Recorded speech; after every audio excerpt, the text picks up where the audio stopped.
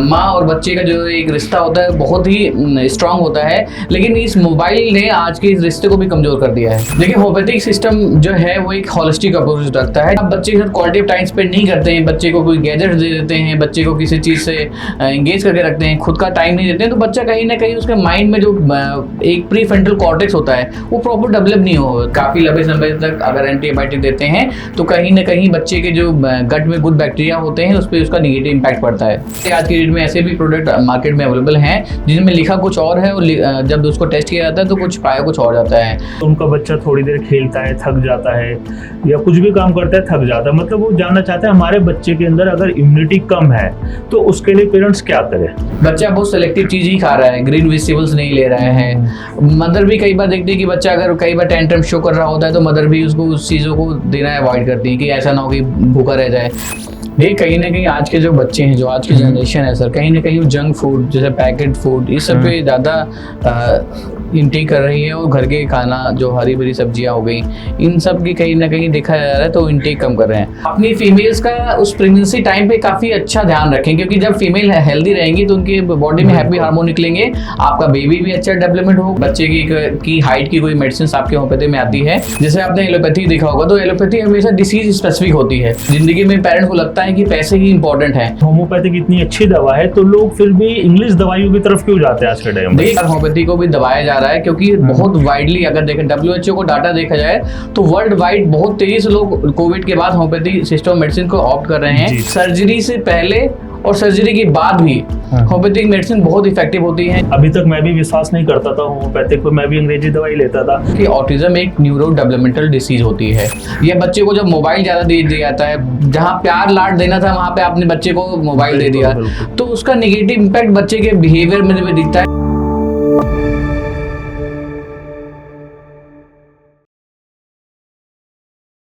Welcome to the Charchala podcast. आज हमारे बीच nationally नहीं इंटरनेशनली वो महान हस्ती हैं जो चाइल्ड स्पेशलिस्ट और ऑटिज्म एक्सपर्ट हैं, doctor Prince Kumar. Doctor Prince Kumar, आपका बहुत बहुत स्वागत है चर्चला पॉडकास्ट में। Thank you sir. Doctor Prince, हम ये जानना चाहते हैं कि होम्योपैथिक क्या है। आज के टाइम में हम जैसे मार्केट में घूमते हैं जाते हैं, कई लोगों से सुनते हैं कि किसी को होम्योपैथिक पे विश्वास है, किसी को नहीं है, तो आप क्या इसके बारे में कहना चाहेंगे? देखिए, होम्योपैथिक सिस्टम जो है वो एक होलिस्टिक अप्रोच रखता है जिसमें ह्यूमन की सेल्फ हीलिंग पावर जो होती है, जो उसका वाइटल फोर्स होता है, जिसमें उसकी इम्यूनिटी की बात की तो उसको रिस्टोर किया जाता है। जैसे आपने एलोपैथी देखा होगा तो एलोपैथी हमेशा डिसीज स्पेसिफिक होती है, बट होम्योपैथी की सबसे खासियत है कि वो इंसान की स्पेसिफिकेशन, जैसे उसके मेंटल सिम्टम, उसके फिजिकल सिम्टम्स को देख के दवाई दी जाती है। इसलिए बोला जाता है ये जो होम्योपैथी मेडिसिन है ये इंसान की पर्सनालिटी पे दी जाती है। जैसे डिसीज स्पेसिफिक है तो यहाँ पे इंडिविजुअलाइज स्पेसिफिकेशन की बात दी जाती है दवाइयाँ। और सबसे अच्छी बात है कि हमें होम्योपैथी मेडिसिन हमेशा रूट कॉज पे काम करती है, जिससे जो उसका जब रूट कॉज पे काम करती है तो जड़ से कोई बीमारी ठीक होती है सर। तो जैसे कि आपने बताया कि होम्योपैथिक के बारे में, होम्योपैथिक इतनी अच्छी दवा है तो लोग फिर भी इंग्लिश दवाइयों की तरफ क्यों जाते हैं आज के टाइम में? देखिए, कहीं ना कहीं देखा गया है कि एक जो बाजारवाद है या जो मार्केट है वो दूसरी जो पैथियां हैं जिनका नाम नहीं लेना चाहूंगा उनकी बहुत बड़ा मार्केट है। तो कहीं ना कहीं ये भी देखा गया है कि होम्योपैथी की प्रेजेंटेशन जो है उस अभी स्टैंडर्ड को नहीं अचीव कर पा रही जिससे अदर जो सिस्टम ऑफ मेडिसिन है।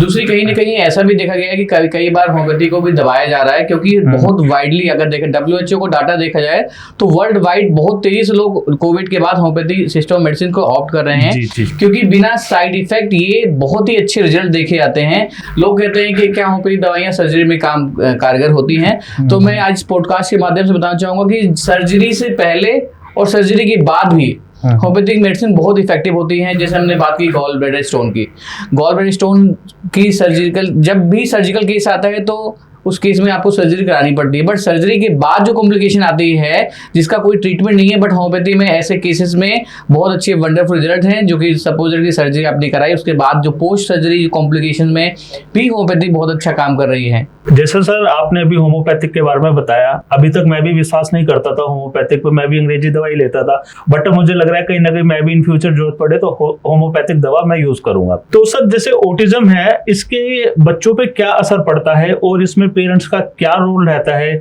और इन फ्यूचर अगर इसका इलाज है नहीं है, मतलब ये है क्या, थोड़ा सा आप देखिए, आज आपके पॉडकास्ट के माध्यम से मैं सभी दर्शकों को बताना चाहूँगा कि ऑटिज्म एक न्यूरो डेवलपमेंटल डिसीज होती है,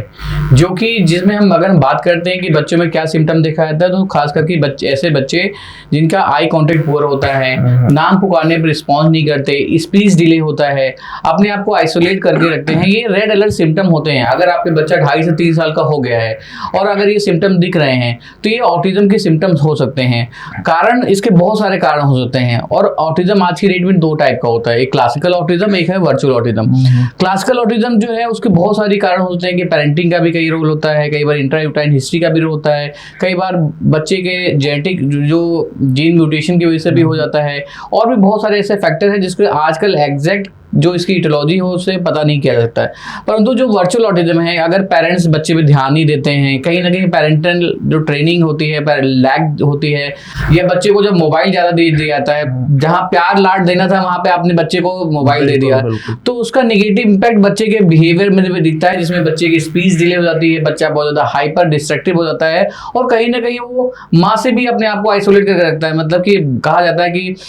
माँ और बच्चे का जो एक रिश्ता होता है बहुत ही स्ट्रांग होता है, लेकिन इस मोबाइल ने आज के इस रिश्ते को भी कमजोर कर दिया है। बिल्कुल बिल्कुल।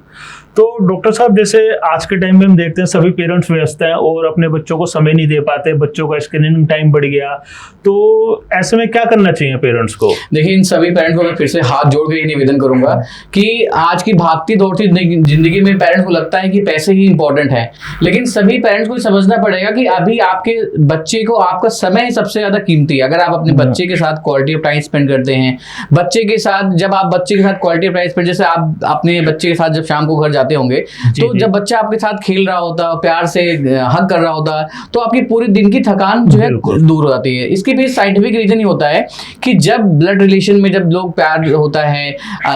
इमोशन को समझते हैं, तो बॉडी के अंदर हैप्पी हार्मोन निकलते हैं, सेरोटोनिन, डोपामिन, ये सारे हार्मोन निकलते हैं। तो जब हैप्पी हार्मोन निकलता है तो साथ में जो बॉडी का जो ग्रोथ होता है, बच्चे का मेंटल जो ग्रोथ होती है वो ज्यादा होती है। और अगर आप बच्चे के साथ क्वालिटी ऑफ टाइम स्पेंड नहीं करते हैं, बच्चे को कोई गैजेट्स दे देते हैं, बच्चे को किसी चीज से एंगेज करके रखते हैं, खुद का टाइम नहीं देते हैं, तो बच्चा कहीं ना कहीं उसके माइंड में जो एक प्री फ्रंटल कॉर्टेक्स होता है वो प्रॉपर डेवलप नहीं होता है, जिसकी वजह से आगे चलकर आपको बहुत सारी प्रॉब्लम फेस करनी पड़ सकती हैं। और डॉक्टर साहब, जैसे आज के टाइम का मौसम है, कभी गर्मी कभी सर्दी, तो बच्चों को छोटी मोटी चीजें जैसे खांसी, जुकाम,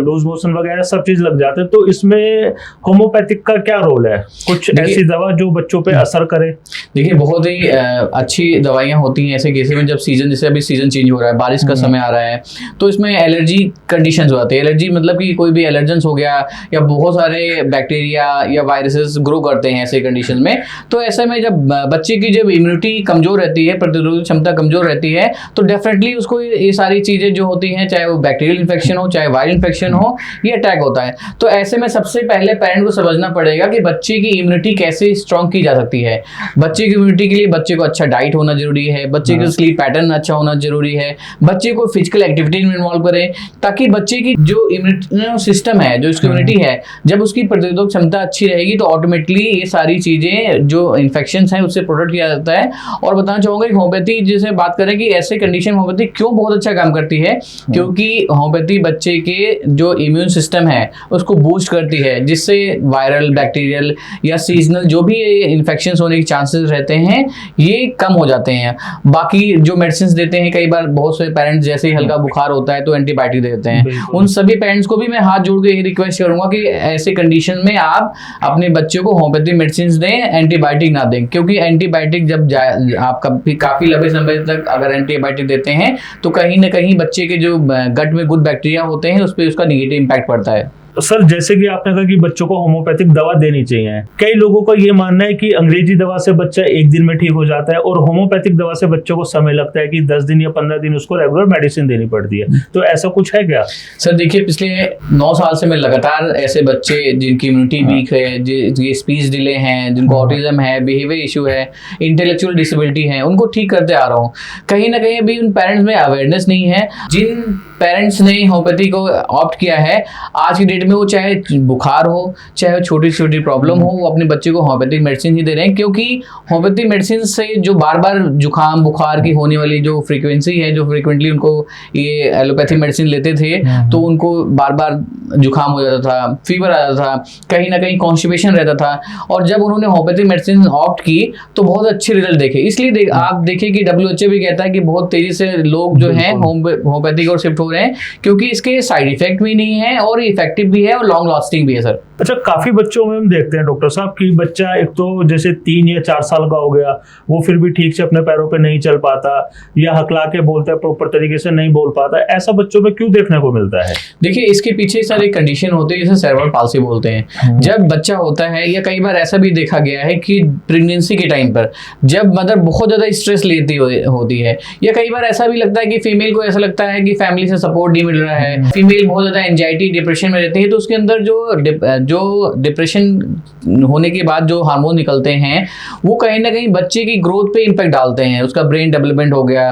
तो जब बच्चा डिलीवर होता है तो कहीं ना कहीं देखा जाता है कि उसका ब्रेन का पार्ट डेवलप नहीं होता है, या ब्रेन एट्रोफी जिसे सेरेब्रल पाल्सी भी कहा जाता है। तो ऐसे बच्चे जिनमें ब्रेन का डेवलपमेंट प्रॉपर ना होना, और उसके बहुत से कारण होते हैं। कई बार प्रेगनेंसी में मेंटल ट्रॉमा होना, कई बार डिलीवरी के टाइम पर गलत डिलीवरी हो जाना, या कई बार देखा जाता है कि बच्चा डिलीवरी के टाइम पर जब बहुत रोया नहीं है या शरीर जो है नीला पड़ गया है, तो ऐसी कंडीशन में सेरेब्रल एट्रोफी सेरेब्रल पाल्सी जैसे सिम्टम्स में ही आता है कि बच्चा चल नहीं पाता है, बच्चे की मुंह से राल निकल रहा होता है, बच्चा मेंटली जो है डिसेबल होता है। तो ये सारे सिम्टम जो हैं सेरेब्रल पाल्सी के होते हैं। ऐसे सभी पेरेंट ध्यान रखें कि आपके घर में जो भी फीमेल हैं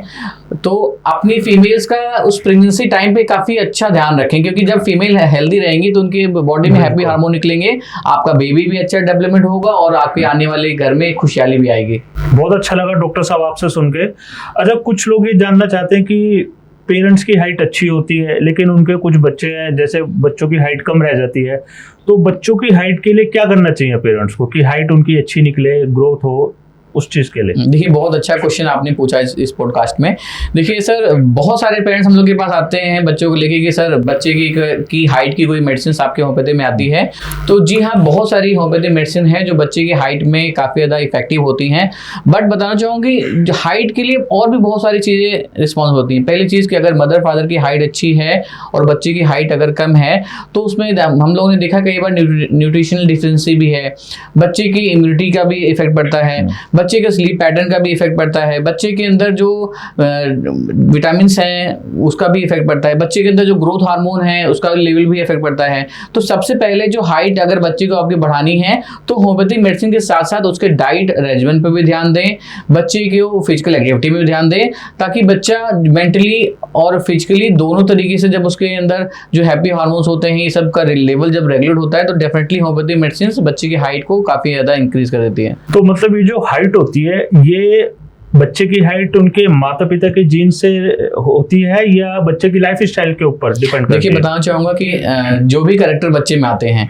मदर और फादर के दोनों ही जीन बच्चे के अंदर ट्रांसफर होते हैं और वही जीन बच्चे में एक्सप्रेस होते हैं। तो अगर मदर और फादर की हाइट अच्छी है तो चांसेस रहता है बच्चे की भी हाइट अच्छी हो, क्योंकि उसके अंदर वो अपने माता पिता से जीन लेके आया है। जब माता पिता की जो जीन बच्चे में आती हैं तो वही एक्सप्रेस होती हैं। कई बार देखा जाता है कि जब बहुत सारी ऐसे सर्कमस्टेंसेस होती हैं जिसमें उसको कहीं ना कहीं न्यूट्रिशन डिफिशिएंसी है, अगर आपने देखा कि डिफिशिएंसी है, अगर आपने उस डिफिशिएंसी को फुलफिल किया तो डेफिनेटली हाइट को अचीव किया जाता है। बट अगर मदर फादर की हाइट कम है तो ऐसे केसेस में बहुत कम सक्सेस देखा जाता है कि बच्चे की हाइट मदर फादर की हाइट से ज्यादा हो सके। अच्छा सर, ये हाइट रुकने का कारण क्या होता है? काफी बच्चे की हाइट कम रह जाती है तो मतलब क्या रीजन होता है वैसे? देखिए, सबसे इंपॉर्टेंट जो रीजन होता है ग्रोथ हार्मोन्स होते हैं। जैसे आपने खली जी को देखा होगा, उनकी हाइट काफी ज्यादा है, उनके अंदर ग्रोथ हार्मोन जो है काफी ज्यादा थे। तो बहुत सारे ऐसे बच्चे जिनमें ग्रोथ हार्मोन की डिफिशिएंसी हो जाती है तो हाइट कहीं ना कहीं देखा गया है कि उसके कारण भी वो कम हो जाती है। तो ऐसे केस में जब हम लोग ग्रोथ हार्मोन्स जो हैं, स्टिमुलेटिंग फैक्टर जो होते हैं, जो मेडिसिन हो गई या जो सप्लीमेंट्स हो गए या सब चीज़ें देते हैं तो डेफिनेटली हाइट जो है इंक्रीज हो जाती है। अच्छा, आज के टाइम में जैसे देखते हैं जो आज के समय का कल्चर है या बच्चे हैं, जो बच्चे चाहते हैं कि हमारी हाइट अच्छी हो, उनकी नहीं बढ़ पाती, तो काफी बच्चे पाउडर है या कुछ कैप्सूल इन चीजों को यूज करते हैं, लेना शुरू कर देते हैं। तो ये ठीक है उनके लेना, हाइट बढ़ती है उससे, कहाँ तक सच है या झूठ है, इससे कुछ फर्क पड़ता है क्या? देखिए, सबसे पहली चीज की जो भी आज के डेट में मार्केट में जो भी प्रोडक्ट अवेलेबल हैं, सबसे पहले देखना पड़ेगा कि उसकी गुणवत्ता क्या है, क्या वो क्लिनिकल ट्रायल से वेरीफाइड हैं कि नहीं है, उसके जो इंग्रेडिएंट हैं क्या वो सच उस मात्रा में मिले हुए हैं। क्योंकि बहुत सारे आज की डेट में ऐसे भी प्रोडक्ट मार्केट में अवेलेबल हैं जिनमें लिखा कुछ और है और जब उसको टेस्ट किया जाता है तो कुछ पाया कुछ और जाता है। बट मैं सभी पेरेंट्स को आज इस पॉडकास्ट के माध्यम से ही कहना चाहूँगा कि अगर आपके बच्चे को हाइट इंक्रीज करनी है तो उसको फिजिकल एक्टिविटी में इंगेज करें, उसके न्यूट्रिशनल जो वैल्यू है उस पर ध्यान दें, उसके डाइट जो रेजिमेंट जो चल रहा है उसको असेसमेंट कराएं कि क्या जो उसके बॉडी के हाइट वेट के अकॉर्डिंग जो प्रोटीन जाना चाहिए था वो दे रहे हैं कि नहीं रहे हैं, बच्चे के अंदर जो विटामिन है उसकी कोई डिफिशिएंसी तो नहीं है, कैल्शियम विटामिन डी क्या जो सोर्सेज हैं क्या उसमें ऐड कर रहे हैं। अगर ये सारी चीज़ें आप ऐड करते हैं तो मुझे लगता नहीं कि ऐसे कोई प्रोडक्ट की आपके बच्चे को जरूरत होगी। और अगर लगता है आपको अपने बच्चे को कोई ऐसी चीज़ें दें तो प्लीज़ उसको क्लिनिकली वेरीफाइड ही प्रोडक्ट दें ऐसे, क्योंकि बाजार में बहुत सारे ऐसे प्रोडक्ट भी आते हैं जिसमें हम लोगों ने देखा है कि बच्चों ने लेना स्टार्ट किया तो कॉन्स्टिपेशन की प्रॉब्लम आ गई है, कई बार लूज मोशन जैसे प्रॉब्लम आ जाती है। तो क्लिनिकली ट्रायल जो टेस्टेड प्रोडक्ट है उसी को ही ऑप्ट करें तो मुझे लगता है कि ज़्यादा बेनिफिशियल रहेगा ऐसे। अच्छा, कुछ पेरेंट्स ये जानना चाहते हैं, जैसे उनका बच्चा थोड़ी देर खेलता है थक जाता है या कुछ भी काम करता है थक जाता है, मतलब वो जानना चाहते हैं हमारे बच्चे के अंदर अगर इम्यूनिटी कम है तो उसके लिए पेरेंट्स क्या करें? देखिए, कहीं ना कहीं अगर बच्चे की इम्यूनिटी आज के समय में कमज़ोर है तो उसमें पेरेंट्स का बहुत इंपॉर्टेंट रोल है, क्योंकि जनरली पेरेंटिंग में देखा जाता है कि बच्चे को जो फूड दिया जा रहा है उसको ग्राइंड करके दिया जा रहा है, बच्चा बहुत सेलेक्टिव चीज़ ही खा रहा है, ग्रीन वेजिटेबल्स नहीं ले रहा है। मदर भी कई बार देखती है कि बच्चा अगर कई बार टेंट्रम शो कर रहा होता है तो मदर भी उसको उस चीज़ों को देना अवॉइड करती है कि ऐसा ना हो कि भूखा रह जाए। तो सभी पेरेंट्स को सबसे पहले ये अवेयर होना पड़ेगा कि आपकी पेरेंटिंग कैसी होनी चाहिए, बच्चे को कौन से टाइम पे क्या चीज़ देना है और किस तरीके से देना है। ऐसा नहीं कि बच्चा अगर नहीं ले रहा है तो आपने उस चीज़ को स्टॉप कर दिया, क्योंकि आपके बच्चे की इम्यूनिटी के लिए सबसे पहली चीज़ जरूरी है बच्चे की डाइट, बच्चे की स्लीप, बच्चे की फिजिकल एक्टिविटी और आपका क्वालिटी ऑफ टाइम बच्चे के साथ। ये चार चीज़ें बहुत महत्वपूर्ण रोल प्ले करती हैं कि अगर आप अपने बच्चे के साथ क्वालिटी ऑफ टाइम स्पेंड करते हैं, उसकी स्लीप जो साइकिल है वो प्रॉपर कंप्लीट हो रही है, उसे आउटडोर एक्टिविटीज में इन्वॉल्व करा रहे हैं, साथ ही उसको जो उसके एज के अकॉर्डिंग जो उसको न्यूट्रिशन वैल्यू या डाइट जो देना चाहिए अगर आप दे रहे हैं तो उसकी इम्यूनिटी अच्छी रहेगी। साथ में अगर बहुत लंबे समय तक कोई ऐसी प्रॉब्लम रही है, हेल्थ फैक्टर अफेक्ट कर रहा है, तो मैं सभी पेरेंट्स को ही कहना चाहूँगा कि ऐसी मेडिसिन बच्चे को दें जिसका कोई साइड इफेक्ट ना हो। ऐसे में होम्योपैथिक मेडिसिन, बहुत सारी ऐसी होम्योपैथिक मेडिसिन आती हैं जिसका बच्चे के इम्यूनिटी पे काफ़ी इफेक्ट है। जैसे कि हम सभी लोगों को पता है कि पहले गाँव में जब कई बार ऐसी कंडीशन होती थी तो माँ तुलसी के पत्ते को लाके डाल के सुबह हम लोग को देती थी। तो इस तुलसी के पत्ते से बनने वाली दवाइयाँ भी बहुत सारी ऐसे होम्योपैथिक में है, जैसे ऑस्मियम सेंटम, उसको अगर हम लोग देते हैं तो बच्चे की इम्यूनिटी भी स्ट्रांग रहती है और वायरल बैक्टीरियल इन्फेक्शन से बच्चे को भी प्रोटेक्ट किया जा सकता है। सर, आज के टाइम में हम जो देखते हैं बच्चे बहुत कमजोर हैं, तो जो कमजोर बच्चे हैं वो विटामिन डिफिशियंसी का शिकार होते हैं क्या? ये कहीं ना कहीं आज के जो बच्चे हैं, जो आज की जनरेशन है सर, कहीं ना कहीं जंक फूड जैसे पैकेट फूड इस सब पे ज़्यादा इंटेक कर रही है और घर के खाना जो हरी भरी सब्जियां हो गई इन सब की कहीं ना कहीं देखा जा रहा है तो इंटेक कम कर रहे हैं। और इसके पीछे जो साइंस है, जैसे हम बात करते हैं कि जो बैक्टीरिया होते हैं गट में, दो टाइप के बैक्टीरिया होते हैं, गुड बैक्टीरिया होता है और बैड बैक्टीरिया। गुड बैक्टीरिया जो हम फूड इंटेक करते हैं तो डाइजेशन होता है, फिर एब्जॉर्प्शन होता है। तो एब्जॉर्प्शन के लिए जो गट है वो बहुत इंपॉर्टेंट रोल प्ले करता है। लेकिन ऐसे बच्चे जो बाहर के चाउमीन, मोमोज या जंक फूड ज़्यादा ले रहे हैं, पैकेट फूड ज़्यादा ले रहे हैं, तो ऐसे में जो गुड बैक्टीरिया है उनका काउंट कम हो जाता है और जो बैड बैक्टीरिया होते हैं गट में उनका नंबर इंक्रीज कर जाता है। ऐसे में कहीं ना कहीं जो विटामिन की डिफिशियंसी जरूर दिखी आती है ऐसे बच्चे में, जिसकी वजह से उनका हेल्थ अफेक्ट होता है। ऐसे पेरेंट्स को मैं यही कहना चाहूँगा कि आप अपने बच्चे की गट हेल्थ का ध्यान दें, जिसमें बच्चे को पैकेट चीज़ अवॉइड करें और कोशिश करें कि फर्मेंटेड चीज़ें जैसे दूध, छाछ, ढोकला, ये सारी चीज़ें दें ताकि बच्चे के जो गुड बैक्टीरिया हैं गट में वो इंक्रीज हो और बच्चे का हेल्थ अच्छा हो सके, एब्जॉर्प्शन बढ़ सके, जिससे बच्चे के अंदर कोई भी विटामिन की डिफिशियंसी ना हो सके। सर, डेवलपमेंट डिले में ऐसा कौन सा फ्लैग है, रेड फ्लैग, जिन्हें हमें इग्नोर नहीं करना चाहिए? देखिए कई बार क्या होता है कि इसे बहुत अच्छा क्वेश्चन आपने पूछा। कई बार गांव में ये होता है कि इनके पापा देर से बोले थे या पापा देर से चले थे, तो हो सकता है बच्चा भी देर से चलना स्टार्ट करे, ऐसी धारणा होती है। ऐसा कई बार दादी या घर में जो बुजुर्ग हो बोलते हैं। तो ऐसे सभी पेरेंट्स, अगर आपका बच्चा 2-2.5 साल का हो गया है, जिसकी स्पीच डिले है, देर से चलना स्टार्ट कर रहा है, तो इसे नजरअंदाज ना करें, क्योंकि अर्ली इंटरवेंशन देने से आपके बच्चे में ये सब चीजें जो है रिकवरी हो सकती है। अगर आपने लेट किया तो चांसेस ये भी देखा गया है कि आपके बच्चे के अंदर जो चीजें अगर डे बाय डे वर्स होती रहेंगी तो रिकवरी भी काफी लेट हो जाती है, और कई बार ऐसा भी देखा गया है कि रिकवरी नहीं भी होती है ऐसे केसेस में। आज के टाइम में सर हम ये चीज नोटिस कर रहे हैं कि छोटे छोटे बच्चों को कॉन्स्टिपेशन की प्रॉब्लम हो रही है, और ये आज के समय मेरे ख्याल से ये आम प्रॉब्लम हो गई। तो ऐसा क्यों है ये? देखिए कॉन्स्टिपेशन आजकल अगर सुबह से शाम तक हम लोग के ओपीडी में बच्चे आते हैं, तो अगर 20 पेशेंट्स में हम लोग देखते हैं कि 7 to 8 पेशेंट बच्चे में कॉन्स्टिपेशन की हिस्ट्री हम लोग केस टेकिंग करते हैं, तो कॉन्स्टिपेशन रहता ही रहता है। कहीं ना कहीं उसमें बहुत सारे फैक्टर हैं, जिसमें मैंने जो आज तक ऑब्जर्व किया अपनी क्लिनिकल प्रैक्टिस में, पहला था कि बच्चे कहीं ना कहीं आर्टिफिशियल मिल्क ले रहे होते हैं। बहुत ऐसे मदर्स होती हैं जो कि बच्चे को फीडिंग नहीं कराती हैं, या कई बार ऐसा भी होता है कि स्टार्टिंग की कुछ डेज में अगर बच्चा जो है फीड नहीं कर रहा है तो फिर उसको बच्चे को आर्टिफिशियल मिल्क पे डाल देते हैं। तो ऐसे सभी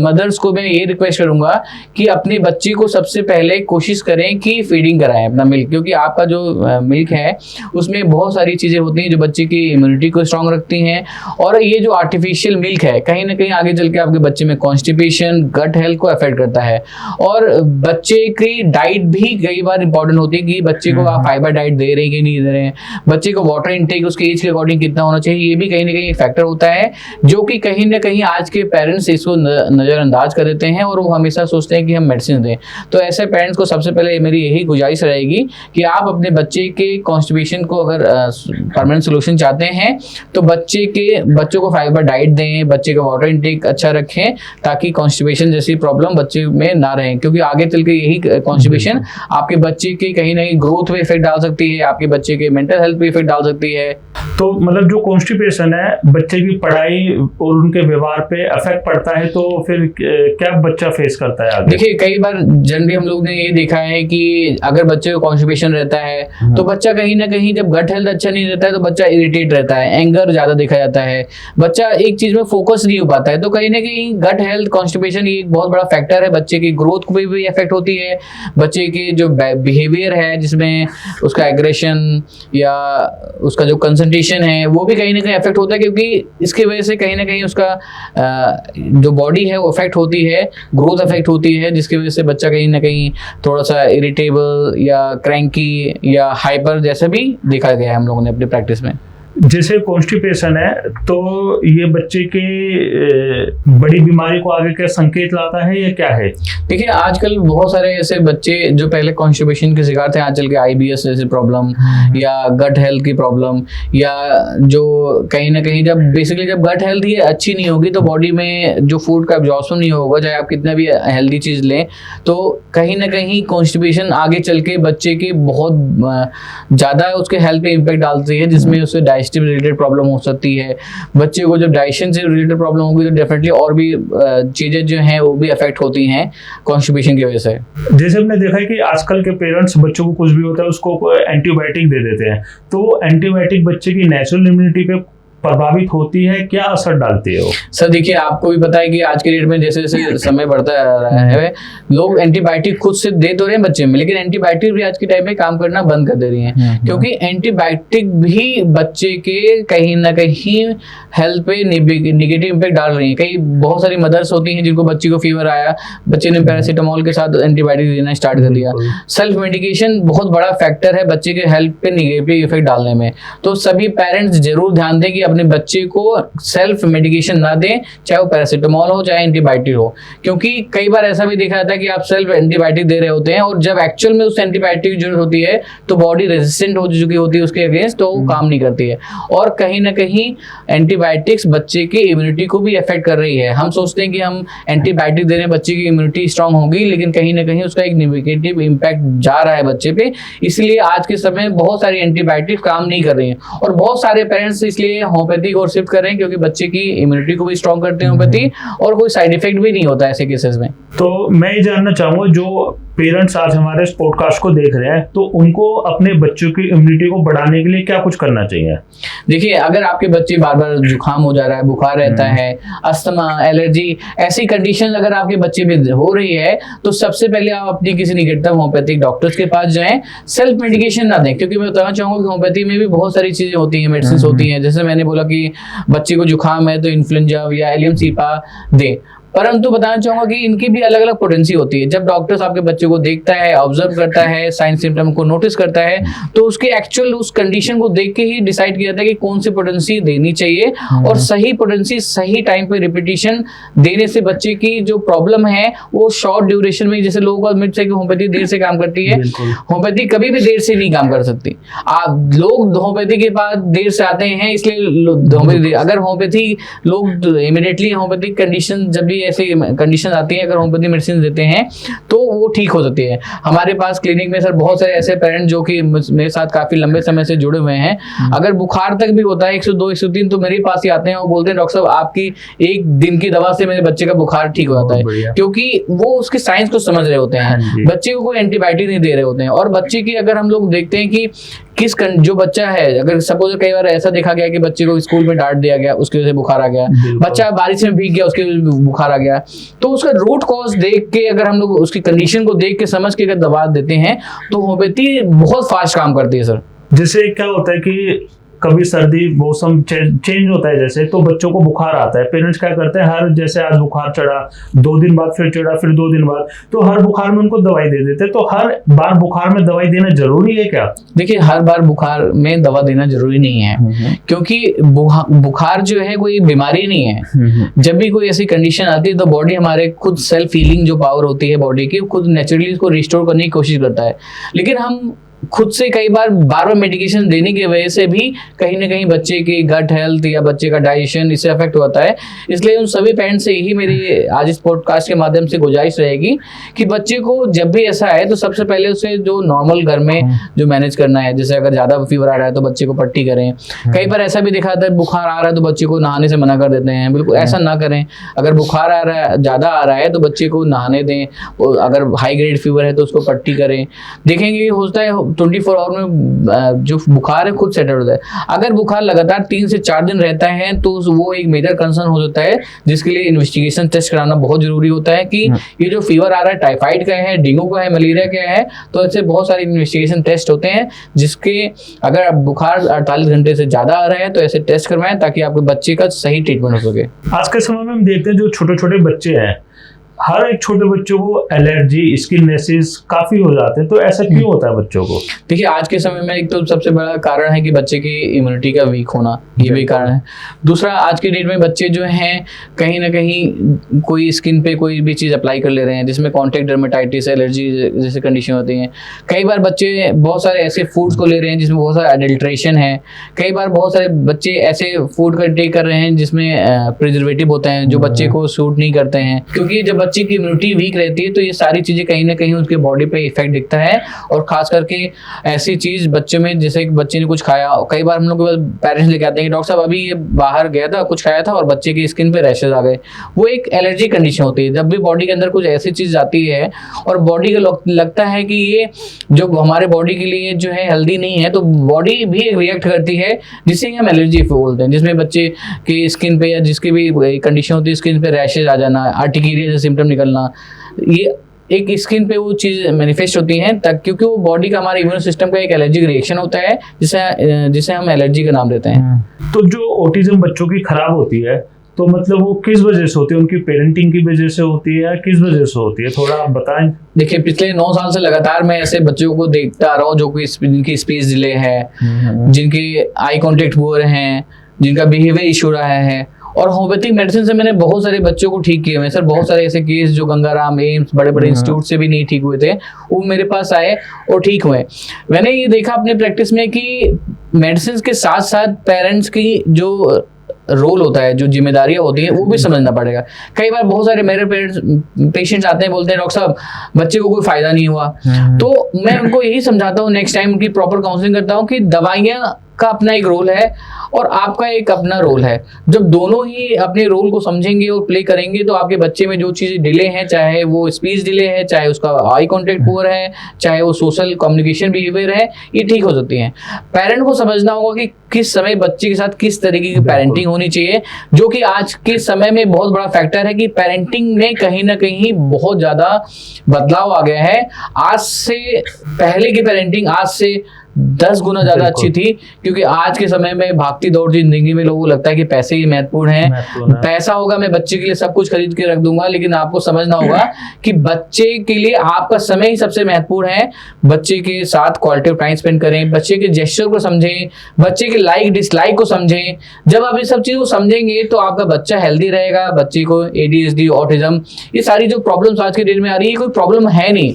ये प्रॉब्लम एक बनाई गई प्रॉब्लम है और कहीं ना कहीं हमारे द्वारा ही, क्योंकि हम इसके लिए रिस्पॉन्सिबल हम ही हैं। कहीं ना कहीं जो आज की पेरेंटिंग है, जिसे मॉडर्न पेरेंटिंग कहा जाता है,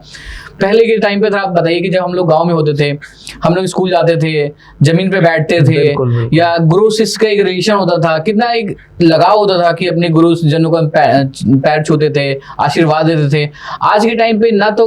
किसी भी बच्चे का टीचर से कोई इस तरीके से कम्युनिकेशन है या एक रिस्पेक्ट है, क्योंकि बच्चे गैजेट्स में ही सारे इन्वॉल्व होते हैं। सभी डिजिटल क्लासेस हो गई हैं, मोबाइल्स में सब होमवर्क पूरा कर रहे हैं। राइटिंग और जो रीडिंग की स्किल थी वो छोड़कर लोग खत्म हो गई है, मॉडर्नाइजेशन। लेकिन वो बहुत जरूरी है, जब बच्चा देखेगा, बोलेगा, समझेगा, तो कहीं ना कहीं वो सोशल कम्युनिकेशन आएगा। आज के डेट में जो मेट्रोपॉलिटन सिटी है, आप देखते होंगे कि आपके बगल में जो पड़ोसी है वो आपके बच्चे से बात करना नहीं पसंद करता होगा, आपके बच्चे को देख के जेलस फील करता होगा। तो ये कहीं ना कहीं जो जेलसी है और ये जो लोगों के बीच में जो ह्यूमिलिटी है, कहीं ना कहीं जो कम होती आ रही है, इसी का एक नेगेटिव एस्पेक्ट ही ऑटिज्म है। और ये पूरा वर्ल्ड वाइड बहुत तेजी से बढ़ रहा है। इसके लिए अगर हमें फाइट करना है तो हमें अपनी पेरेंटिंग को सुधारना होगा, अपने बच्चे को क्वालिटी ऑफ टाइम देना पड़ेगा, बच्चे के लाइक डिसलाइक को समझना पड़ेगा, तभी ये सारी चीजें जो हैं इरेडिकेट की जा सकती हैं, इसको कंट्रोल की जा सकती हैं। डॉक्टर साहब, जो आज के समय में गैजेट्स आ रहे हैं, जैसे कहते थे भाई वो हमारा पड़ोसी है, वो हमारा पड़ोसी है, और अब जैसे पहले पड़ोसी पड़ोस में होते तो अब तो घर में पड़ोसी हो गए। जैसे कि घर में 2 बच्चे हैं, दोनों बच्चे अलग अलग रूम में अपने अपने फोन लेके बैठे और पेरेंट्स टाइम नहीं दे पा रहे। तो जो स्क्रीनिंग है, जो बच्चों की आदतें बिगाड़ रहा है, तो ये कहाँ तक फायदेमंद है बच्चों के लिए या नहीं है, या पेरेंट्स को क्या करना चाहिए उस चीज के लिए? जो कि आज का जो स्क्रीन टाइम है बच्चों में, वो बच्चे पे कहीं ना कहीं नकारात्मक प्रभाव ही डाल रहा है। कोई सकारात्मक प्रभाव आज तक मैंने नहीं देखे कि बच्चे में कोई सकारात्मक प्रभाव आया है। सकारात्मक प्रभाव बस यही हो सकता है कि बच्चा अगर अच्छा है तो बच्चे को नई नई जो इनोवेशन है, नई नई चीजें हैं, उससे एक्सपोजर दिया जाता है। लेकिन सबसे ज्यादा अभी जो उसके नकारात्मक प्रभाव, उस पर हमें ध्यान देना चाहिए। जब छोटा बच्चा होता है, खासकर जब 1.5 साल, 2 साल, 2.5 साल, 3 साल, उस टाइम पर हम बच्चे को मोबाइल दे देते हैं, क्योंकि मदर पे भी बहुत सारी रिस्पॉन्सिबिलिटी होती है, फैमिली की रिस्पॉन्सिबिलिटीज। घर पे कोई, जब वो घर से, गाँव से निकल के शहरों में आती हैं तो इस्टेब्लिश होने के लिए बहुत सारे हर्डल्स आती हैं, बहुत सारे चैलेंजेस आते हैं। उस चैलेंजेस में उनको लगता है कि बच्चे को हम मोबाइल दे देते हैं, इंगेज कर देते हैं, बाकी हम बाकी जो चीजें हैं उसको, उसमें अपने आप को परफेक्शन ला सकें। लेकिन आपको समझना पड़ेगा कि आपका परफेक्शन, आपके बच्चे जब अगर है 3 साल का बच्चा आपके पास है, तो बच्चे के साथ क्वालिटी ऑफ टाइम स्पेंड करें, स्क्रीन टाइम 0 रखें। क्योंकि मैंने अपने प्रैक्टिस में देखा कि अगर बच्चे का आपने स्क्रीन टाइम 2.5 से 3 घंटे रखा है डेली, तो ऐसे बच्चे में वर्चुअल ऑटिज्म हो जाता है, जिससे बच्चा जो है बहुत ज्यादा हाइपर हो जाता है, चिड़चिड़ा हो जाता है, अपने आप को आइसोलेट रख देता है। कई बार ऐसा भी देखा गया है कि बच्चे में जो स्पीच मम्मी पापा बोल रहा था, वो भी सारी चीजें छोड़कर जो मोबाइल में, जैसे कई बार ऐसे भी पेरेंट्स आते हैं कि सर ये चाइनीज बोलता है, बहुत सारे पेरेंट्स आते हैं बोलते हैं सर ये जर्मन लैंग्वेज बोलता है, फारसी बोल रहा होता है, जो मोबाइल में देख रहा है बिल्कुल यही बोल रहा है, मम्मी पापा बोलना ही बोल दिया, क्योंकि उसकी दुनिया ही मम्मी पापा नहीं रहेगी, अब उसकी दुनिया मोबाइल है। तो ऐसे केस में आपको समझना पड़ेगा कि कहीं ना कहीं आपके बच्चे पे इसका निगेटिव इम्पैक्ट जा सकता है, और जा रहा है वही ऑटिज्म का रूप ले रहा है। तो ऐसे पेरेंट्स प्लीज अपने बच्चे को गैजेट्स में ना इन्वॉल्व कराएं, ना उनको दें, उनके साथ क्वालिटी ऑफ टाइम स्पेंड करें, नई नई जगह पे लेके जाएं, ताकि आपके बच्चा जब नई नई चीज़ों से एक्सपोजर होगा, देखेगा, समाज को देखेगा, दुनिया को देखेगा, तभी उस चीज़ को समझ पाएगा कि क्या है सोशल। सोशल ये होता है कि जब बाहर की दुनिया को देखना, समझना, तभी सोशलाइज। जब आप खुद सोशलाइज नहीं होंगे तो आपका बच्चा कैसे सोशलाइज हो सकता है। डॉक्टर साहब के कहने पे मैं सभी पेरेंट्स से ये गुजारिश करूंगा कि अपने बच्चों को क्वालिटी टाइम दें और स्क्रीन से दूर रखें। सोशल लाइफ एक गैजेट ही नहीं, एक मोबाइल ही नहीं। सोशल लाइफ का मतलब है आप जाके लोगों से मिलें, अपने बच्चों को मिलवाएं और बातें करें, उनके फ्रेंड्स बनवाएं, उनके साथ खेले कूदे। अगर डॉक्टर साहब अभी हम देखते हैं अस्थमा जो है एक बीमारी आज के समय में छोटे बच्चे से लेकर बड़े बुजुर्ग तक सभी को हो रही है, तो ये बीमारी जड़ से खत्म हो सकती है या सिर्फ इसको कंट्रोल किया जा सकता है? देखिए सर, अस्थमा जो है एक रेस्पिरेटरी डिसऑर्डर होती है जिसमें बहुत सारी स्टेज होती है, फर्स्ट स्टेज, सेकेंड स्टेज, ठीक है। तो या कई बार ऐसा भी देखा गया कि जेनेटिक होती है, लेकिन आज के समय में जो अस्थमा या रेस्पिरेटरी डिसऑर्डर जो है वो काफी तेजी से बढ़ते इसलिए जा रहे हैं कि कहीं ना कहीं जो एक प्रदूषण, जो पोल्यूशन है, इसको बहुत बड़ा फैक्टर है। जिसमें जब भी आप घर से बाहर निकल रहे हैं, आप देख रहे होते हैं कि अगर कोई स्मोकिंग नहीं कर रहा होता है तभी ऐसा जो पोल्यूशन है कि ऐसा लगता है कि एक इंसान अगर एक सिगरेट जो स्मोकिंग कर रहा है जो लंग इफेक्ट करता है, उससे 10 टाइम्स जो स्मोकिंग नहीं भी कर रहा होता है उसके लंग्स पे इतना नेगेटिव इम्पैक्ट पड़ रहा है। तो कहीं ना कहीं ये जो पॉल्यूशन है इसकी वजह से ये कंडीशन जो है रिस्पिरेटरी डिस्ट्रेस ये होती जा रही है। ऐसे में सभी पेरेंट्स को यही कहना चाहूँगा कि आप थोड़ा इन्वायरमेंट का ध्यान रखें, प्लांटिंग करें। जो पॉल्यूशन जो आज के डेट में बहुत तेजी से बढ़ रहे हैं, इसको जो प्रिवेंटिव मेजर करने के लिए कौन कौन से स्टेप लेने चाहिए, हम सभी को मिलकर एक कदम उठाना चाहिए ताकि हमारा परिवार और आने वाली पीढ़ी भी सुरक्षित रह सके। और ऐसे केसेस में होम्योपैथी की बहुत सारी ऐसी मेडिसिन आती हैं जो अस्थमा की कंडीशन में काफ़ी इफेक्टिव होती हैं, चाहे वो छोटा बच्चा हो चाहे बुजुर्ग हो। वो निबुलाइजर जो आप जब लेते हैं तो कहीं ना कहीं आपका lungs day by day weak होता रहता है, तो लंबे समय तक कोई भी निबुलाइजेशन ना लें। मेरा यही सलाह रहेगा कि ऐसे में आप अपने किसी डॉक्टर से संपर्क करें जो कोई होम्योपैथिक आपके निकटतम हो, और ऐसे में होम्योपैथिक दवाइयां दें जो आपके बच्चे के लंग्स की जो पावर है उसको इंक्रीज कर सके और आपको इस रेस्पिरेटरी डिस्ट्रेस से बचा सके। सर डॉक्टर साहब, तकरीबन देखा जाता है बच्चा खाना खाता है कुछ भी है तो उसको मीठा वो मतलब मीठा ज्यादा मांगता है, वो कहता है मुझे मीठा खाना है। तो ऐसा क्या है बच्चा मीठे की तरफ ज्यादा भागता है और वो मीठा खाना उसके लिए फायदेमंद है, बच्चे के लिए नहीं है? देखिए क्या होता है, जो मीठी चीजें होती हैं वो इंस्टेंट सोर्स ऑफ एनर्जी होती हैं। जैसे बच्चा मीठा खाता है उसके जो बॉडी में एनर्जी जो बूस्ट हो जाती है, एनर्जी लेवल बढ़ जाता है। इसलिए आज के केस में बहुत सारे ऐसे बच्चे जो होते हैं बहुत ज़्यादा हाइपर जो होते हैं, जब हम लोग के पास आते हैं तो सबसे पहले हम लोग उनकी मीठी चीज़ें शुगर और मैदा बंद करते हैं, क्योंकि जैसे आप बच्चे को मीठा देंगे तो बच्चा बहुत ज़्यादा हाइपर हो जाएगा, एनर्जेटिक फील करने लगता है। तो इसलिए बच्चे आज के डेट में ज़्यादा मीठा डिमांड करते हैं, क्योंकि जैसे वो मीठा लेते हैं तो उनकी बॉडी में जो उनका एनर्जी लेवल होता है वो काफ़ी बढ़ जाता है। तो ऐसे जो इस आज पॉडकास्ट को देख रहे हैं, अगर आपका बच्चा बहुत ज्यादा हाइपर है, एक जगह टिककर नहीं बैठता, बहुत ज्यादा एग्रेसिव हो जाता है, तो सबसे पहले अपने बच्चे की जो मीठे की जो क्रेविंग है वो कम करें। बहुत ज्यादा अगर क्रेविंग हो रही है, बच्चे को मीठा की आदत बहुत ज्यादा हो गई है, तो कोशिश करें कि खांड या कुछ ऐसी चीजें दें जो उसका सब्स्टिट्यूट हो। मीठे देने से आपके बच्चे की हाइपर एक्टिविटी बढ़ सकती है, बच्चे का जो कंसंट्रेशन जो है वो एक जगह टिककर नहीं बैठना, अटेंशन डिफिसिट होना, ये सारी चीजें कहीं ना कहीं देखा गया है कि ज्यादा मीठी चीज देने से बच्चा हाइपर हो जाता है, जिससे आगे चलकर आपके बच्चे को बहुत सारी प्रॉब्लम फेस करनी पड़ सकती हैं। डॉक्टर साहब, छोटे बच्चों को बार बार खांसी होना और अस्थमा आपस में इनका क्या संबंध है? देखिए, छोटे बच्चों में नॉर्मली क्या होता है, जब इम्यूनिटी वीक होती है तो आज के टाइम पर जब बहुत सारे बताया मैंने कि बैक्टीरियल इन्फेक्शन हो गया, वायरल इन्फेक्शन हो गया, कहीं ना कहीं जब वीक इम्यूनिटी होने की वजह से, वेदर में ड्रास्टिक चेंज होने की वजह से वो इन्फेक्शन हो जाते हैं। तो बच्चों में जनरली देखा जाता है कि वो एक इन्फेक्शन या वेदर चेंज होने की वजह से होता है। अस्थमा एक ऐसी कंडीशन होती है जो कि या तो कभी बार देखा जाता है कि पेरेंट में रहती है जेनेटिक और वो बच्चे में ट्रांसफर होती है,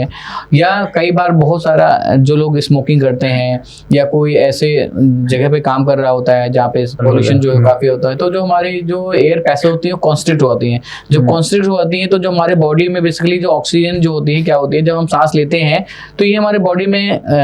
ऑक्सीजन जो है हीमोग्लोबिन को पूरे बॉडी में सर्कुलेट करता है। एक ऑक्सीजन 4 हीमोग्लोबिन मॉलिक्यूल को कैरी करता है, बॉडी के हर एक सेल्स को ये ट्रांसपोर्टेशन काम करती है। लेकिन जब वो जिस रास्ते से जा रहा होता है, अगर वो रास्ता ही जो है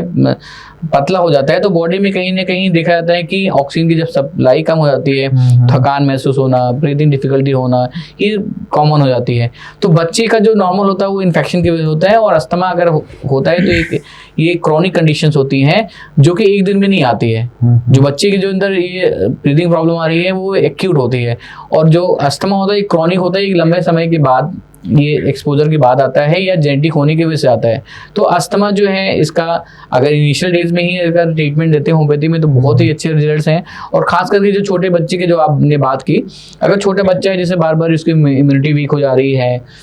चेस्ट में हैवीनेस है, घरघर की आवाज़ आ रही है, तो ऐसे केस में 2 मेडिसिन आती है होम्योपैथी की, जिसमें ब्राइनिया और एंटीमटार्ट बहुत अच्छा काम करती है सर। परंतु बताना चाहूँगा सभी दर्शकों की इसकी भी पोटेंसी आती है, जो मैंने आपको दवा बताई खुद से ना लें, क्योंकि जब आप डॉक्टर के पास जाएंगे वो बच्चे का एग्जामिनेशन करेगा कि राइट में है, लंग्स में है, इंस्पायर करते टाइम है, एक्सपायर करते टाइम है, तो मेडिसिन का जो चयन होगा वो जब सटीक दवा देगा, वो दवा आपको सेम डे आपके बच्चे के अंदर वो जो प्रॉब्लम चल रही है उसको आपको रिलीफ होना स्टार्ट हो जाएगा। सभी पेरेंट्स से यही गुजारिश है कि आपके बच्चे अगर बीमार होते हैं तो डॉक्टर को अवश्य दिखाएं, अपने आप डॉक्टर ना बने, अपने मन से दवाई ना दे। सर, आज के टाइम में बच्चे cold drink, chips, momos and chowmein इन सब को ज्यादा प्रेफर करते हैं, तो ये बच्चों के लिए कहाँ तक फायदेमंद है और किस उम्र तक के बच्चों को लेना चाहिए कि इस उम्र से बच्चों को नहीं लेना चाहिए, जो थोड़ा सा आप बताएंगे? कोशिश करें कि momos, cold drink, junk food, packet food बच्चे को ना ही दे, क्योंकि कहीं ना कहीं इसका बच्चे की गट हेल्थ पे काफ़ी निगेटिव इम्पैक्ट पड़ता है। क्योंकि ज़्यादातर जंक चीज़ों में जो मैदे से बनी चीज़ होती है, कहीं ना कहीं जो आंत होती है, गट होता है, इस पर बहुत ज़्यादा निगेटिव इम्पैक्ट जाता है। बच्चे के अंदर जो हेल्दी चीज़ हम दे भी रहे होते हैं तो उसका एब्जॉर्प्शन प्रॉपर नहीं हो पाता है। जब चीज़ एब्जॉर्ब नहीं होगी तो बॉडी की जो ग्रोथ या जो बॉडी की रिक्वायरमेंट है वो पूरी फुलफिल नहीं हो पाएंगी, तो उसका निगेटिव इम्पैक्ट कहीं ना कहीं बच्चे में देखा जाएगा। रही बात कोल्ड ड्रिंक की, बच्चे को कोल्ड ड्रिंक ना ही दें, क्योंकि कोल्ड ड्रिंक में बहुत सारी ऐसी चीजें होती हैं जो बच्चे के बोन को वीक कर देती हैं। बच्चे की ग्रोथ के लिए बोन्स का बहुत इंपॉर्टेंट रोल होता है, कैल्शियम एब्जॉर्प्शन बहुत इंपॉर्टेंट होता है। ऐसे में कोशिश करें कि बच्चे को मखाने, मिल्क, ये सब चीज़ दें। कोल्ड ड्रिंक की जगह पर आप उसका सब्स्टिट्यूट जैसे कि वाटर जो है उसमें लेमनेट करके दें, डिफरेंट टाइप के जूसेस दें, जो कि आपके बच्चे की गट के जो गुड बैक्टीरिया हैं उनका काउंट को भी इंक्रीज करेगी, एब्जॉर्प्शन पावर भी बढ़ाएगी। ये सारी चीज़ें बच्चे के गट हेल्थ के लिए बिल्कुल भी लाभदायक नहीं होती हैं। रही बात एज की, तो छोटे बच्चे में तो बिल्कुल भी ये सारी चीज़ें ना दें। जैसे डॉक्टर साहब आपने कहा कि बच्चों को जूस दे, तो आज के टाइम में जो पैकेट वाले जूस आ रहे हैं वो लाभदायक है बच्चों के लिए, नहीं है? देखिए, कोई भी ऐसी चीज़ जिसमें कोई प्रिजर्वेटिव है वो बच्चे को ना दें, क्योंकि वो जो प्रिजर्वेटिव वाली चीज़ें होती हैं, चाहे वो कोई भी चीज़ हो, बच्चे के गट हेल्थ को अफेक्ट करती हैं। डॉक्टर साहब, आपने काफी अच्छी चीजें बताई पेरेंट्स के लिए। बस हम लास्ट एक क्वेश्चन पूछना चाहेंगे, आप एक कॉमन क्या जानकारी पेरेंट्स को देना चाहेंगे कि वो किस तरीके से अपने बच्चों का ख्याल रखें? मैं doctor Prince, ADHD autism expert. मैं पिछले 9 ईयर से बहुत सारे बच्चे जो ADHD, autism, behaviour issue, intellectual disability, इन सभी कंडीशन से जूझ रहे हैं, उनको देखते आ रहा हूँ। आज इस पॉडकास्ट के माध्यम से उन सभी पेरेंट्स को सबसे पहली चीज़ बताना चाहूँगा कि आपकी पेरेंटिंग बहुत इंपॉर्टेंट रोल प्ले करती है। साथ ही प्रेगनेंसी का जो ड्यूरेशन होता है, मदर्स का ध्यान जरूर रखें। आपकी पूरी फैमिली मदर्स को एक हेल्दी इन्वायरमेंट दे, एक हैप्पी इन्वायरमेंट दे, ताकि मदर्स के अंदर कोई भी एंजाइटी, डिप्रेशन जैसी कंडीशन ना आए। क्योंकि जब मदर के अंदर कोई भी स्ट्रेस हार्मोन, इस तरह के नेगेटिव स्ट्रेस हार्मोन निकलते हैं, तो कहीं ना कहीं मदर के साथ साथ बच्चे भी पर भी उसका नेगेटिव इम्पैक्ट जाता है। तो कोशिश करें कि मदर को हैप्पी इन्वायरमेंट, जो 9 मंथ का ड्यूरेशन होता है, वो हैप्पीली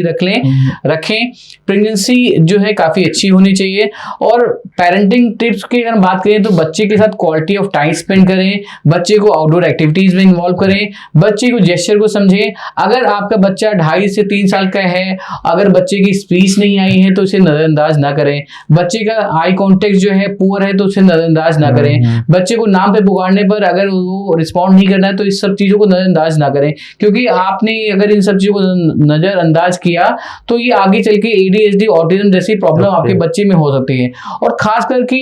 ऐसे पेरेंट्स जो अपने बच्चों बच्चे को मोबाइल दे देते हैं, गैजेट देते हैं, इन सब चीज़ों से अपने बच्चे को दूर रखें, आउटडोर एक्टिविटीज इन्वॉल्व रखें ताकि आपका बच्चा सोशल हो सके। और एक बहुत महत्वपूर्ण चीज़ कि आप अपने बच्चे के साथ कभी भी तेज आवाज़ में बात ना करें, बच्चे के साथ एंगर या एग्रेसिव होकर बात ना करें, क्योंकि आपका ही जो चीज़ें आप जो अपने फैमिली में, अपने